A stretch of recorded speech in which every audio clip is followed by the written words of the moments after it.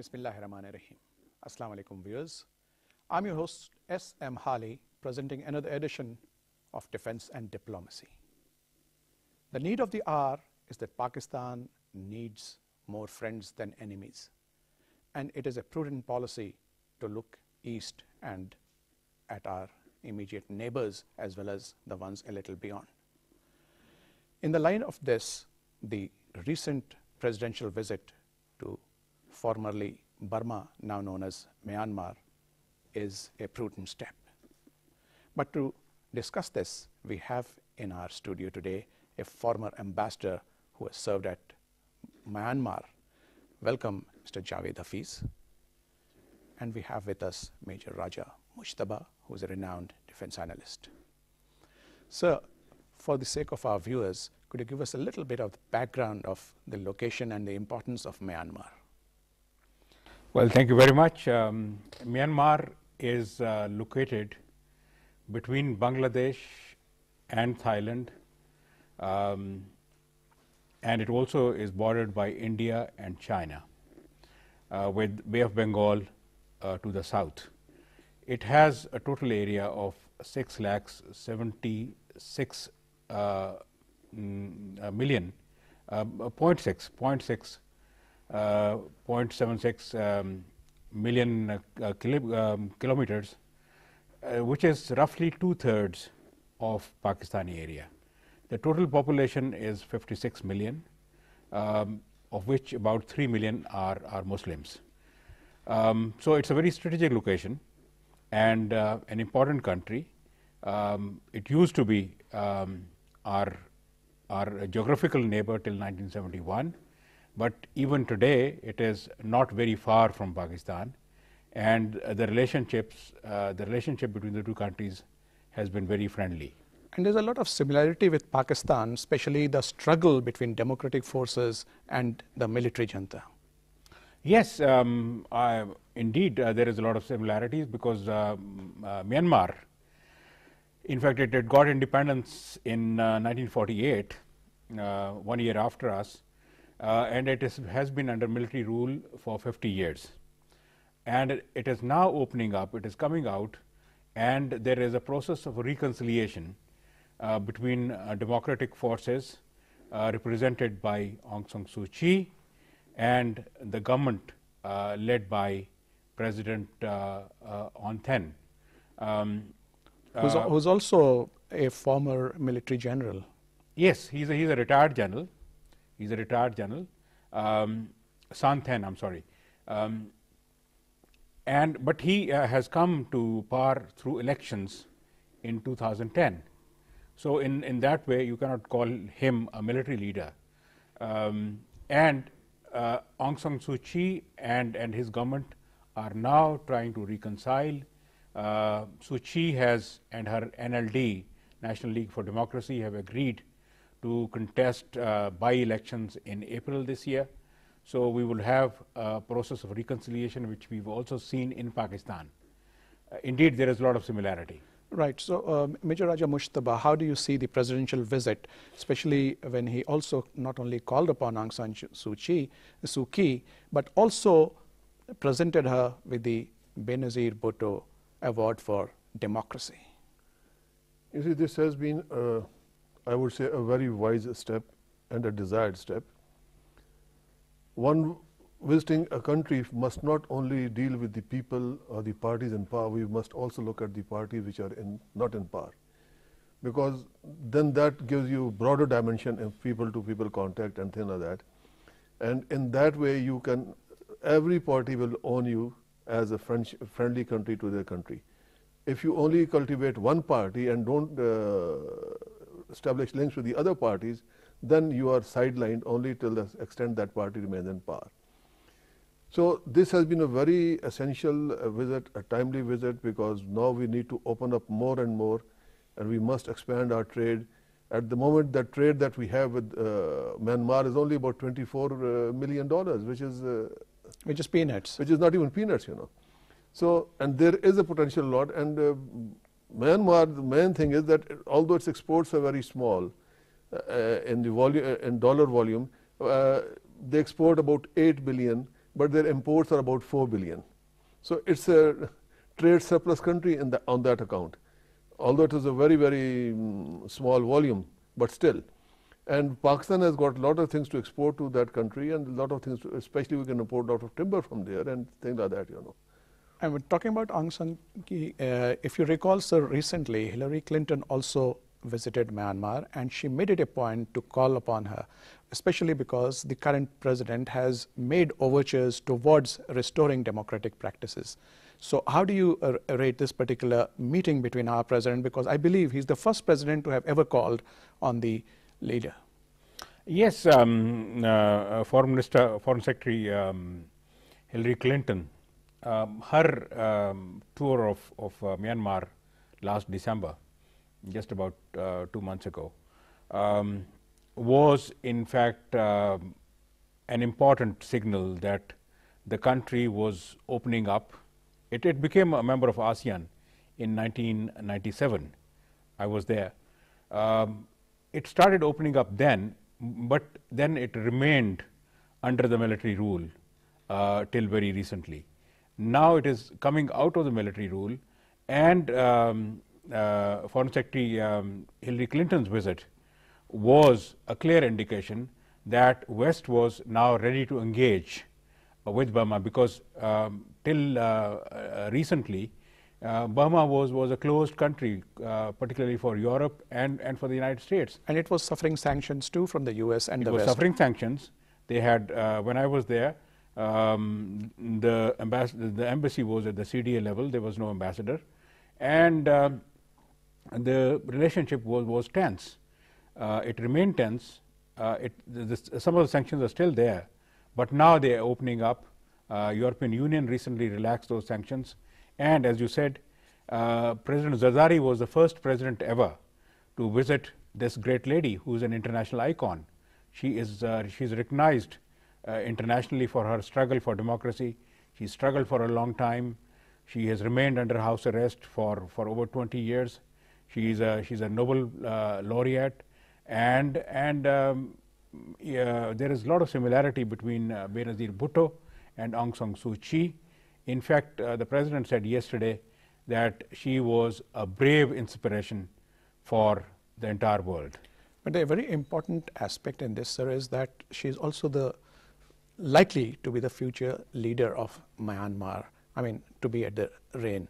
So therefore, establishing contact, establishing good relations is probably a prudent step. So Raja Sahab, how do you look at some of the, you talked about trade, let's talk about what was evolved during this particular presidential visit. During this particular visit, basically they touched upon training facilities to Myanmar, their administrative staff, their diplomatic staff, and they're opening up the colleges to their students, more. But talking about trade, we also talked about the preferential tariff agreement, which is a precursor to. And we also talked about to the free trade currency swap. Yes, so those things are there. These are all steps in the right direction, and immediately what I think that Pakistan can open up more exports is on the defense equipment. We have we already exported them K-8 trainers. Based on that, building upon that, we can export them even the GF-17s and things like that. We can export them military hardware, and that alone can build up the trade volume to quite a respectable size. And that is something that where we must look into more and more, and we must offer our training facilities to the Burmese, to the Myanmari military personnel in Pakistan. Right. If you just give me a moment. Viewers, we have with us Dr. Rashid Ahmad Khan, Dean Faculty of Arts, Sargodha University, online with us from Sargodha. Assalamu alaikum, Dr. Saab. Wa alaikum assalam. So how do you view this particular visit by the President to Myanmar, which is considered a landmark? Yes, this is a landmark visit. It's very important, and I think it's also timely and also very useful for both countries, because it reflects Pakistan's keen desire to expand bilateral relations with those countries which are located in the peripheral areas of South Asia. And you will also find that it is also in line with the Pakistan's Look East policy, under which Pakistan has established close economic and commercial relations with the countries. Dr. Saab, if you permit, when you talk about Look East, there is a very major similarity that Myanmar enjoys excellent relations with China, and so does Pakistan, and this is a common denomination. I'm coming to that, because I see that there is not only an economic and political dimension to this visit, there is also a strategic dimension.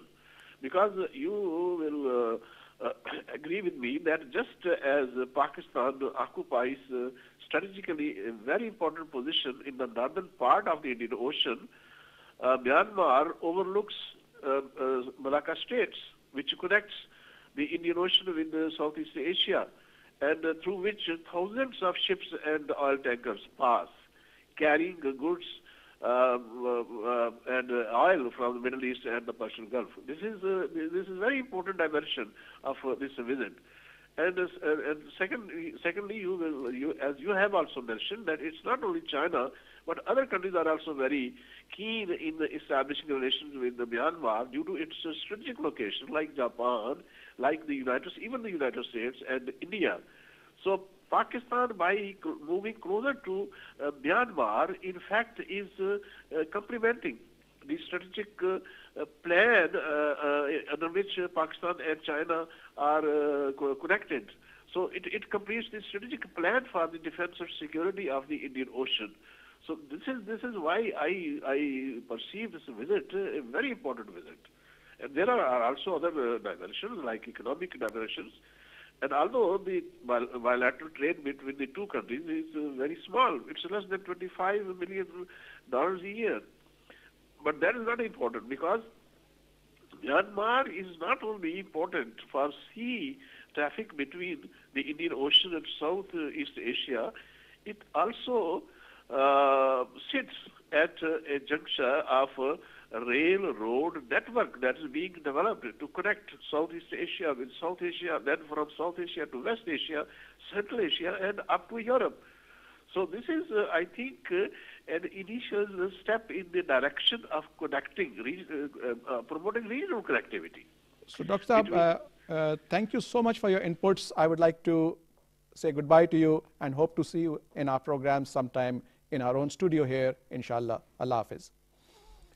So, Dr. Saab also raised some important points, but one aspect, however small it may seem, is that the Myanmar government also indicated a desire to study more about the Benazir Income Support Program, for which our president has invited them to come and study it closer, because they would like to adopt something similar to it in their own country. How do you see that, sir? Myanmar is a developing country. The economy is yet to be developed.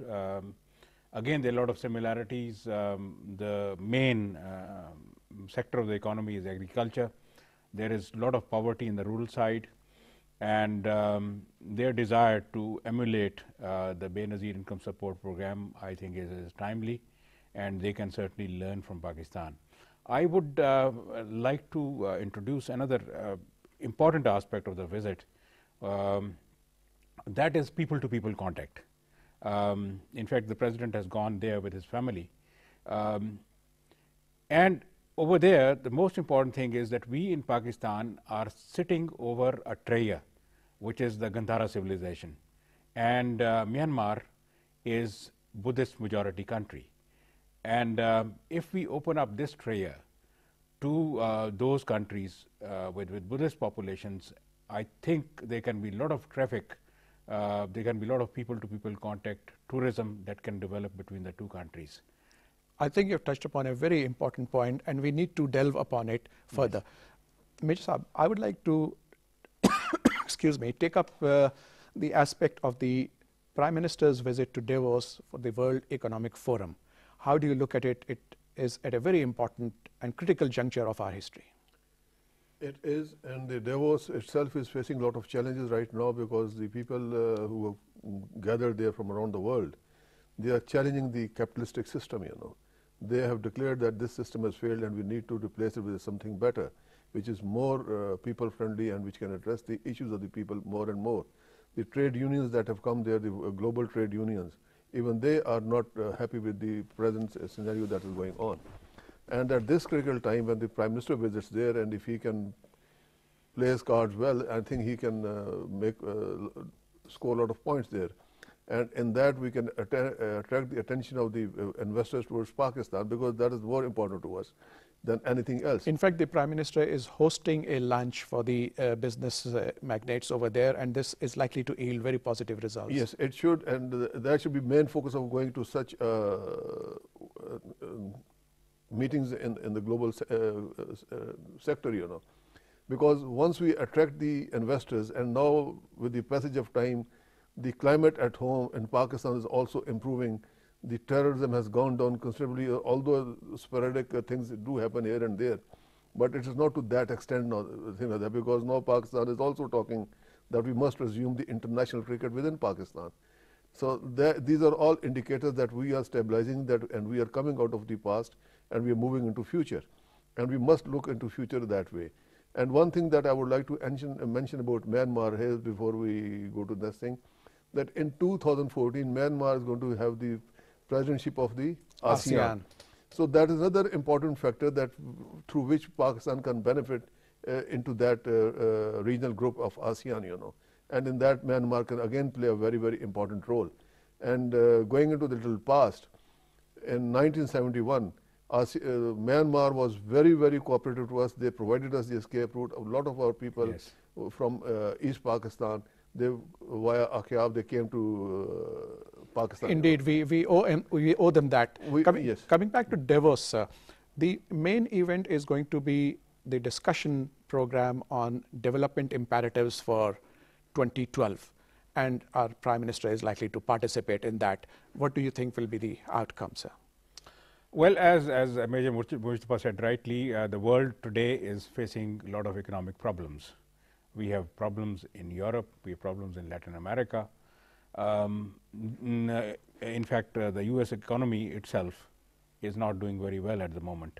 So there has to be, we have to, because now it is a global village, the economies are interlinked, things that are produced by the United States are made somewhere else. There's a lot of outsourcing. So we have to think about global solutions.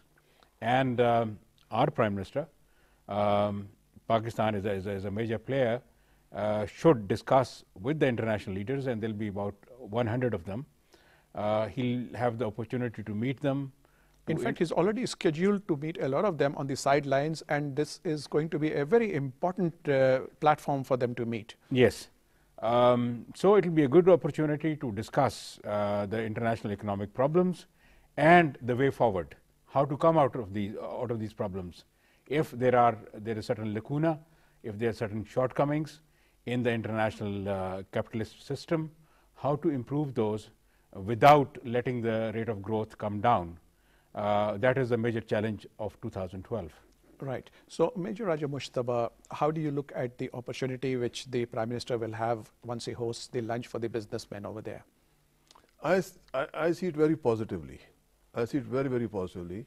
I would say that after hosting a lunch there, he should invite the delegations to visit Pakistan and host a trade conference within Pakistan as an extension to Davos meetings, you know. Once those people, they come here and then they see things for themselves, this will give it much more needed boost that we need at this time. So you think it will translate into further investment? It should. It should. If brought down on proper lines, it should. That's what I mean to say. Right. So in fact, I would like to add to that. A couple of days ago, there was a group of investors that came from UAE, and the UAE ambassador in Islamabad said, we have already invested $21 billion in Pakistan, and we are willing to invest more. So that shows the growing confidence of the international community in the Pakistani economy. Indeed, if more delegations are brought from other countries to Pakistan, because the overall law and order position in Pakistan is improving, the business sentiment is improving.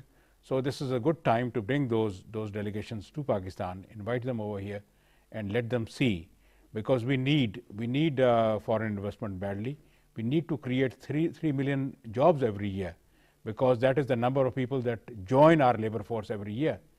So indeed, it is an imperative for Pakistani economy to grow at a rate of 7-8% and to produce and to have those additional 3 million jobs in order to keep the employment level high.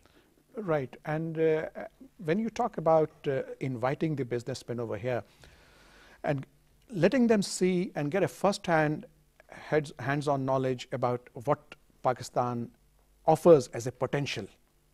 So could you perhaps pinpoint on what basis should be these visits or seminars, and which are the areas where we should invite them to come and take a look? You see, there has to be government to government level, and there has to be businessman to businessman level also. Because it's a private sector, It's a private sector we would basically. prefer to invite. So I would say the chambers of commerce should play more active role in that. The Federation of Chamber of Commerce should play more active role in that. The regional chambers should play more active role in that. And the government should also play, because government should be co-host in such meetings which are happening. And we have lot of areas there. We have shipping, we have got railways, we have got airlines, we have got banking. You name it, and we have it. Even exploration of and energy is another very, very important segment for us, where we need to invest a lot of money. And these people have the know-how and the finances to invest. And if brought in properly and given the proper exposure and the assurances, I'm sure they would invest. And the Prime Minister has taken his core teams, especially comprising his Minister for Finance and Minister of Foreign Affairs also.